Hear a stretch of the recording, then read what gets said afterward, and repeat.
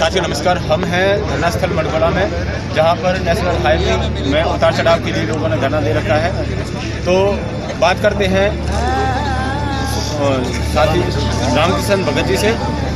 इनसे पूछते हैं कि यहाँ की हालात क्या है और क्यों इन्होंने धरना दे रखा है। रामकिशन जी बताइए कि आपको क्या समस्या है जो आप धरने पर बैठे हैं। साहब जी, हमें ये समस्या है कि हमारे यहाँ पर तीन रोड गुजरे और हमारी 200-250 एकड़ भूमि जो अधिग्रहण कर ली गई रोड के तहत, और हम इसके उतार चढ़ाव से वंचित रहे। हमारी मूलभूत आवश्यकता है, चाहे कोई उद्योग धंधे की बात हो या हमें यहाँ के जाने आने में उतरने में की बात हो, तो ये जरूर बन जाता है। क्षेत्र ने इसलिए फैसला लिया है और अभी तो फिलहाल तो शांतिपूर्ण धरना है 7 दिन के लिए। बाकी उससे आगे हमें कोई दूसरा रूप धारण करने, उग्र प्रदर्शन करने पड़े या रोड रोकने पड़े तो इसके लिए भी हम अगली कार्रवाई करेंगे। लेकिन 7 दिन तो हमने जो शांतिपूर्वक धरने की बात करी है हमारी डागरपाल की तरफ से, उसी पर ही हम कायम रहेंगे। लेकिन उसके बाद अगर कोई कार्रवाई हमें आगे की दूसरे रूप में करनी पड़ी तो उसके लिए भी सरकार अंजाम भुगतने के लिए तैयार रहे, क्योंकि हम पीड़ा को लेकर, अपनी समस्या को लेकर एक शांतिपूर्ण धरने के माध्यम से ही सरकार को चेतावनी देना चाहते हैं कि हमारे इस नौरंगाबाद मडगोला कट को हमें जल्दी से जल्दी देने की हमारी कोई ऐसी योजना बनाए या हमें कोई ऐसा आश्वासन दें। अन्यथा हम दूसरी जो विधिवत या रूपरेखा बनेगी इस धरना स्थल की, उसके लिए भी सरकार तैयार रहे, क्योंकि कुछ भी हो सकता है। 8 तारीख के बाद दूसरा रूप धारण किया जाएगा।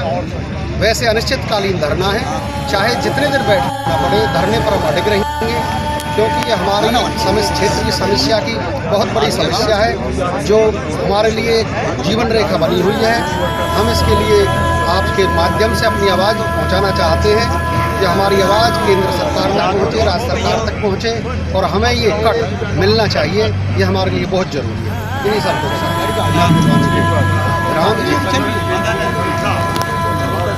जिस जगह पर हम खड़े हुए यहाँ से कितनी दूरी पर कट बना हुआ है जो बड़ोदरा एक्सप्रेस वे है या केएमपी है, क्या आप इस बारे में बताएंगे?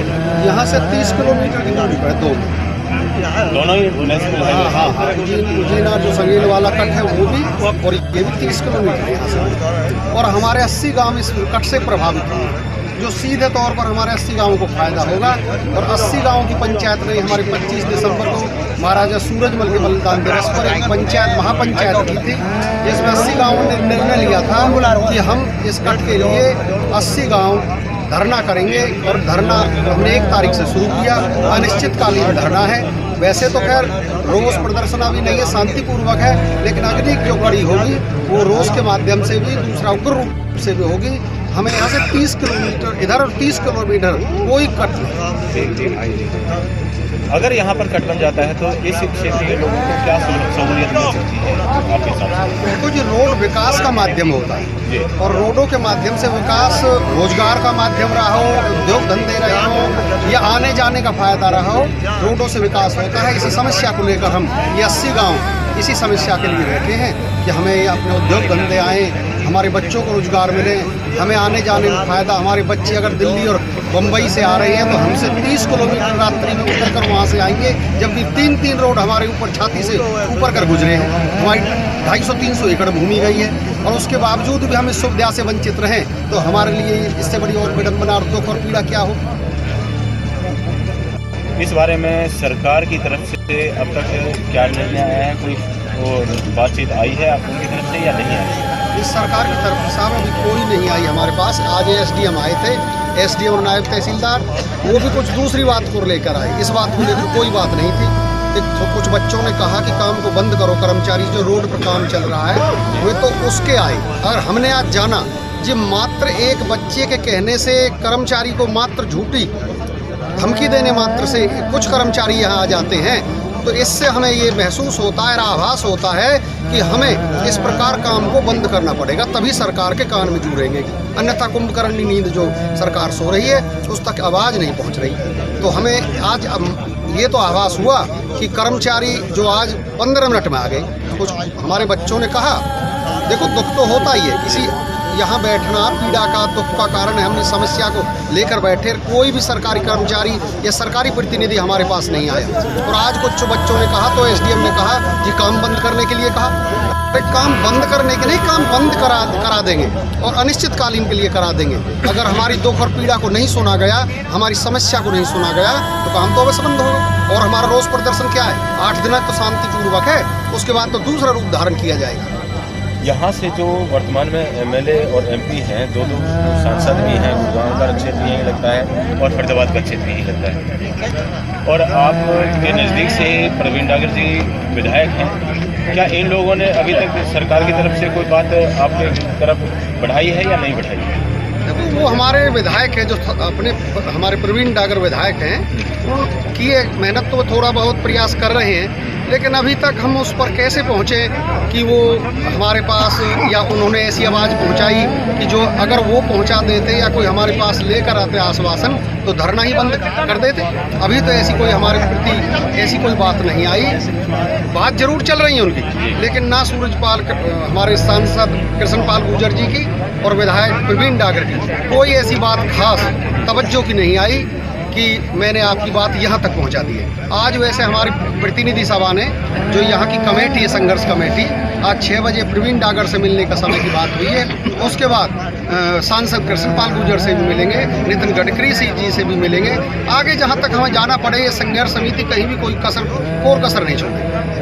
कुछ दिन पहले आप लोगों ने कहा था कि भाई हम एक कमेटी बनाएंगे और उसमें इतने सदस्यों को लिया जाएगा। आपके कमेटी के अंदर कितने सदस्यों को लिया गया है इस बारे में पता है? हाँ जी, 51 सदस्यीय कमेटी तो बन चुकी है और वो कमेटी हमारी अभी आज शुरू करेगी हमारे विधायक से मिलकर। आगे का जो कार्यक्रम होगा विधिवत ढंग से उसकी रूपरेखा बनाई जाएगी। कृष्णपाल गुर्जर से मिला जाए या कृष्णपाल गुर्जर के माध्यम से नितिन गडकरी तक बात पहुंचाई जाए। आज हमारी कमेटी 6 बजे प्रवीण डागर से मिलेगी। उसके बाद की कार्रवाई जो होगी, अगला जो चरण होगा वो सांसद कृष्णपाल गुर्जर से मिलने का।